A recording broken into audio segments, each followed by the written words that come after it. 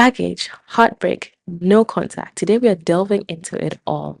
We are responding to a comment that we received under our previous video, our last video on red flags. So join us as we talk the walk. Been months, no church. I got the Holy Ghost, more flex. Been months, no church.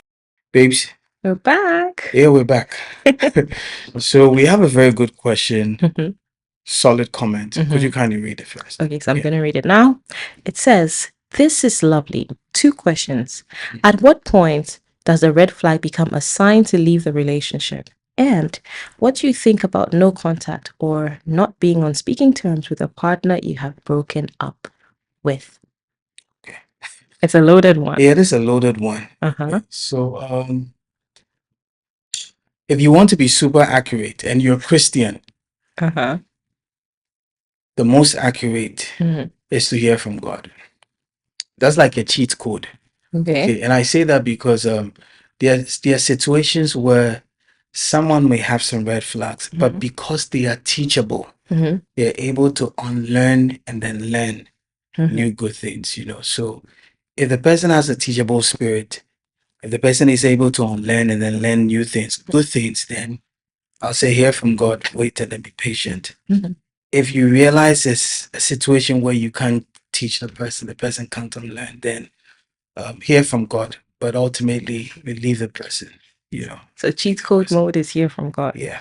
Okay, I think that's a good one. That's a Mhm. good angle on it. That's actually a good angle on it. Yeah. I was also thinking, right? I feel like it becomes a sign when maybe these red flags, they're not just an isolated issue, but they're more so a pattern. Mm. And they become something that, is affecting. So they say this red flag is a major thing and it's beginning to affect your security, Mhm. your peace, Mm. your self-worth, or block your, how am I going to put this? Basically, it stops what God is doing in your life. So whatever plan and purpose God has for you, it's sort of blocking that and it's pulling you away from God. Yeah. That's a red flag. That's a sign to leave. And again, I emphasize the security aspect. And also, if you ask this person, you mentioned being teachable, Yeah. right? So it's like if you bring it up to this person that, hey, I noticed A, B, C, D, and I really would like us to maybe talk about it and maybe address it because I feel this way. The person's reaction matters. Are they sorry? Do they change? Or do they rather blame you, sort of become more aggressive? Or Mm. is it something they're refusing to admit or they gaslight you like, oh, it's just you? I don't know what you're talking about, that kind of thing. So, Right. yeah, it's become a major word, but the concept is that what's happening? So again, if it's affecting your peace of mind, affecting your safety, affecting your relationship with God, I think it's important then to know that, okay, and the person's not changing. It's important to know that, okay, it's time to walk away. Mm.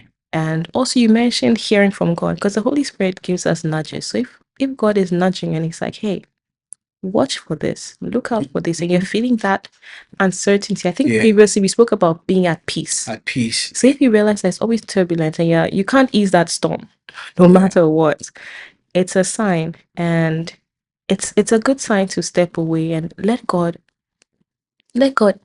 lead. Yeah. Let me say something about Mhm. teachability here. Mhm. It's not your responsibility or anyone's responsibility to change someone. True. Yeah, so you don't get married to the person and think you can change the person. It won't work. You can only point out errors Mhm.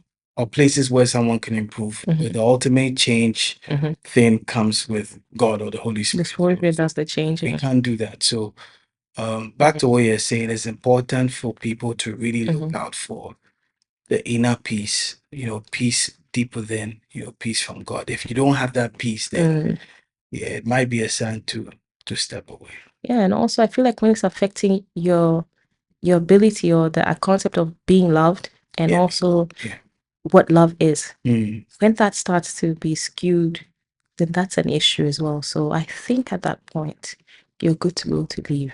Yeah. But obviously, this is simplistic, and this conversation doesn't cover all the situations or the various variations of red flags, but I feel like this is more so a general one. And then from there, we can now break it down. I think we'll have a whole session on it and really break it down because there's aspects where people can be super manipulative. Yeah. And I say that because there are situations where Mhm. people genuinely like to help someone. Mhm. Okay. So there's this thing, it's dark. Mhm. And what it is people play out their bad side Mhm. and then show some potential of changing. So you have the other party thinking it is possible and they keep you tied in. It gets very emotional, very manipulative, and ultimately not the right thing. But it happens. Oh, well, it does happen. And to deny that would be very insensitive. Mhm. I think, like you mentioned, again, like we said, it's as you're working with God. Yeah. It's like, what is happening to you as you're being with this person? Do you feel constantly drained, constantly unhappy, constantly troubled? Do you feel like, yes, the person says change, but then I'm overwhelmed and it's affecting me mentally, emotionally, physically, spiritually? When that starts to happen, sometimes you need to just step away. Allow God, like you said, we sometimes we feel like we can save someone. And it's some people generally feel, okay, I can save you or I can help you. Nah, But saving to God. but you see, only the Holy Spirit can Yeah. do that. We can pray for them, we can be there for them, we can point out and guide as much as we humanly You can. can even love them. Oh, yeah. The thing is, as you are doing this, you're Yeah. loving them through. Love Yeah. is not separate. Mhm. Because if I love you, I will do these things. So you love them, you're loving them through the process. But sometimes, if you love someone, you need to step away so God can work on them. Yeah. You get it. So so it's still love. Love is always the basis, and wanting to see the best for the person.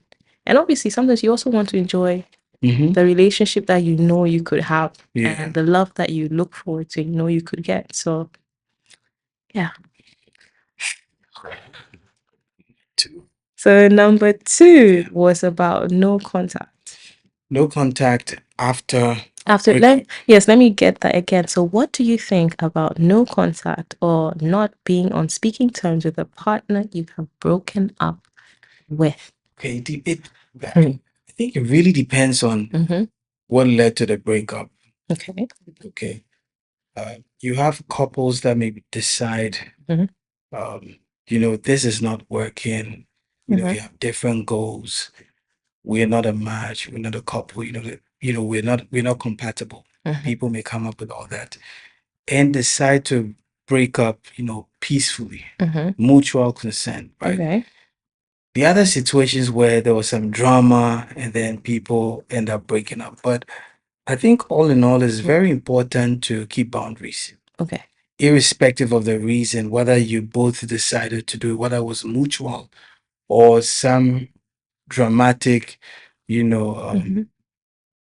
situation led to the breakup. Either way, whichever way it is, I think you would have to. So for the lady, I think she would have to watch boundaries. Okay, Boundaries. boundaries. Boundaries. Like boundaries. You're not going to the person's room. You're not going out alone with the person. You're not texting and calling the person late at night. Okay. You're not sending messages that seem as though you still have a thing. So suggestive. Yeah, suggestive. Suggestive messages. So boundaries. Okay. Boundaries. Boundaries, boundaries, boundaries. We hear about them. Enforcing boundaries is a whole Yeah, super, thing. super important. But it's important that you mention it. I also feel like when it comes to no contact, sometimes it's best to step away from the situation. It's the healthiest thing to do is to step away from the situation. And sometimes in the idea, the concept of not contacting the person, if you realize it's going to keep reopening old wounds, it's important to step away. Like if it's going to reopen old wounds, if it's going to spiral you back into this cycle, a cycle that it has to go. Sometimes too, the no contact is for healing.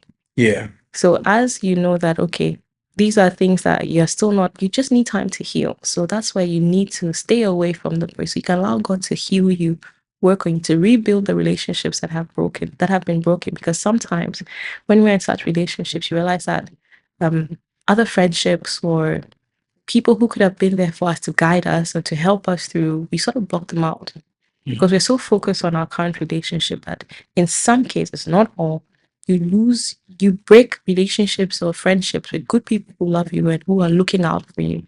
So sometimes in the no contact phase or the breakup phase, it's important to allow God to lead your healing. You need time to allow God to build up what has been broken and what has been hurt, for the wounds to heal, and also to rebuild the relationships that you cut off because you were in this relationship with this other person that may not have been the best for you.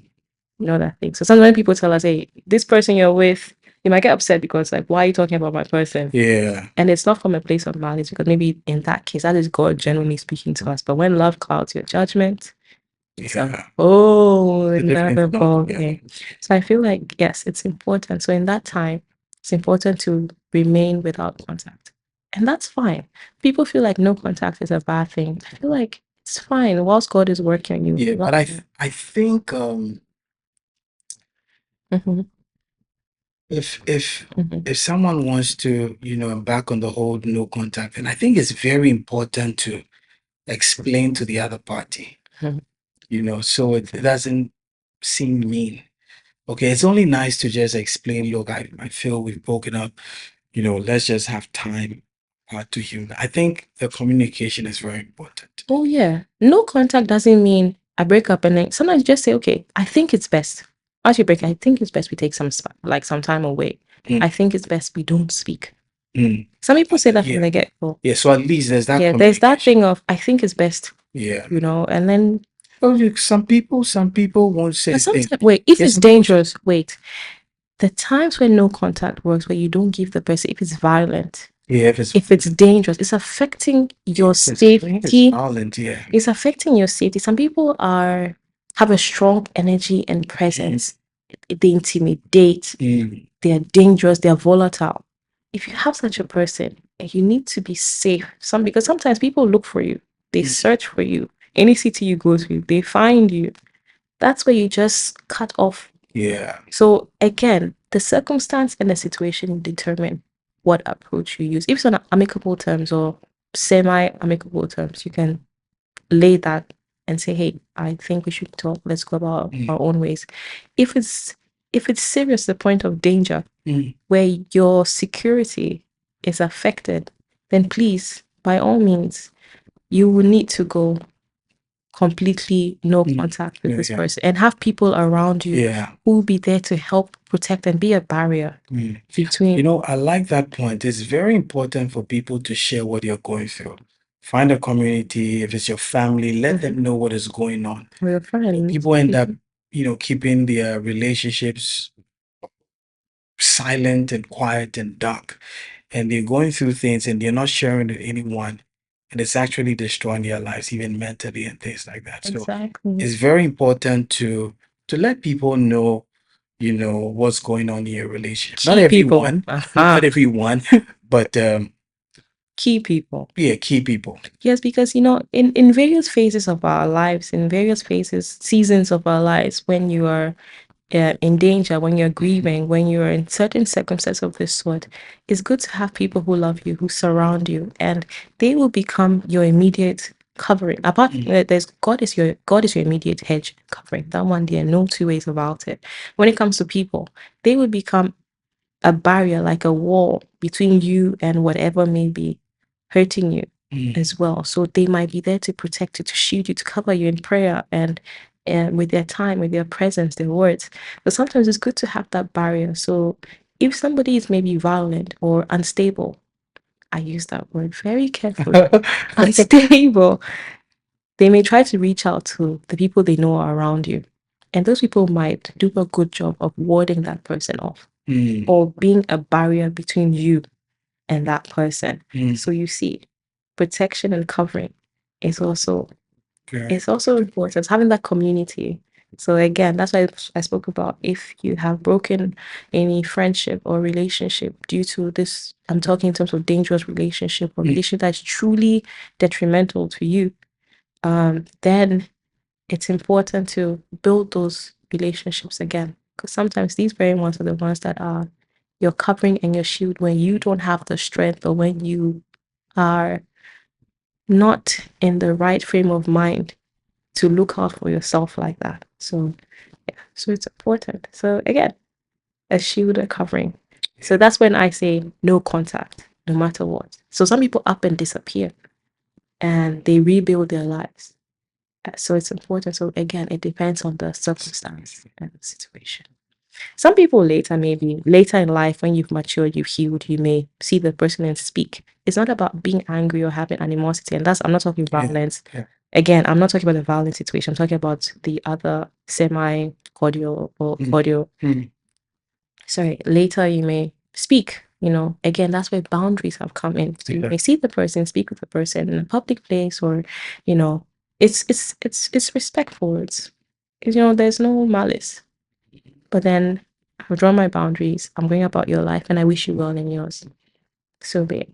So yeah, that's what I think. Choosing not to speak to someone, right, doesn't always come from a place of bitterness. Sometimes it's more so wisdom and obedience to God. Okay. So again, not speaking to somebody is not necessarily anger or bitterness. Sometimes it's just listening to God. And it's an act of wisdom. Sometimes an act of obedience to what God is telling you. So just to highlight that, it's not always out of anger or bitterness or whatnot. Yeah. So it's also, like you said, back to the cheat code. Yeah. Always listen to God. I think when it comes to staying away, no contact, whatever it is, it's also very important for people to heal properly. Heal. Take your time and heal, especially before getting into another relationship. Too many people get into relationships with old baggage, and it becomes destructive to the next person. I think the term baggage. Yeah, baggage. It's tough. I would say baggage. I don't know why. Something about baggage and luggage and all of that stuff, and trunks and chop boxes and everything that you talk about. See, I think I would say old wounds. Still baggage. Hurts. Baggage is so blanket, like. Yeah, because okay, I get you. People today it's like, let's be. It's like mainstream term, but again, sometimes you don't even realize it's baggage. Yeah, it's no fault of anyone to get into that situation. But may I say, this, not many people like to hear this, but sometimes God and therapy can work hand in hand. God is working on you, but sometimes it may require you to see, especially some of us, or some people in general, may require therapy. Especially when you've been to something very traumatic. Because if you also don't allow God, so God is our first therapist. Occasionally, He may equip someone physically who can be there to also be like a physical therapist for you, as He's also working on you. So I know many people don't like the idea of going to see a therapist, because we feel like, why am I going to a therapist? There's nothing wrong with me. No, it's not about it's not about something being wrong with you. It's about having someone who's a professional help you navigate through trauma. So like you said, you don't take that trauma or pain or mindset into the next relationship and baggage. This is baggage. You don't take all of this complexities, all these complex situations or packages. I don't know. You don't take it with you. Boys can also be a very good form of therapy. They will laugh at you. They will tease the pain out of you. They will laugh at you and tease the pain out of you. You'll be healed. Boys, this is all to you. Please, is that the case? See, for sometimes some friends will knock some sense into you. Whichever way that they know works for you, they will knock sense into you. There are times when it's so vivid, it's so clear. This other person is not good for you. This other person is evil. People may have even caught the person with some other, person in the dark, and like it's so obvious. But Charlie, love is deep. There's no person in the dark. Those boys will laugh at you. They'll get it out of you. Yeah, it gets out of you, whatever be the case. Charlie, I feel like But healing is important. Healing is Super, super important. Sometimes too, it's more so as you've been through this, what did you?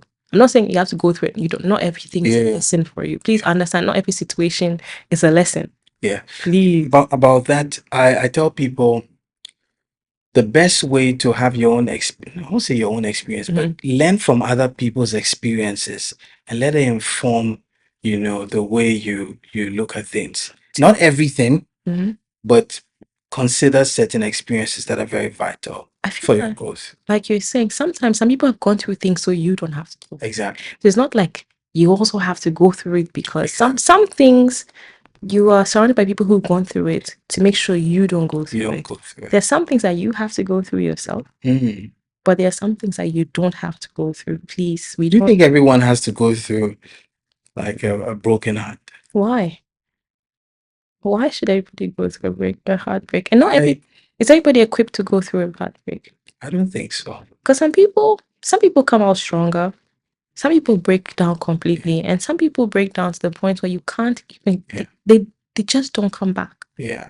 So I don't think I wouldn't wish. I know people we sing that everybody will chop breakfast. Nah, but it's breakfast. I know we sing that with our full chest. No, but sometimes I hear that, and it's a lot of passion in that singing. It doesn't have to be for you. I don't. You don't have to go through a broken heart. What does everybody else think? Yeah. Does everybody need to What go do you guys through think? Does everyone have to go through a breakup or a broken heart? No, yeah, broken heart, not breakup. Breakups, yeah. Does everyone have to go through a broken heart? That's a question. Let's see how that goes. I'm curious to see the answers, honestly. Same here. So yes, so that's it about red flags and no contact. Yeah. Obviously, there's a lot that we too are learning. So if you have any experience, if any of our listeners, please do share because we're learning and we're growing as well. So please do share your experience if you have anything, if you've been through anything, and share how you came out of it to help someone else who may be listening or reading. Yes, so thank you all for listening. Bye.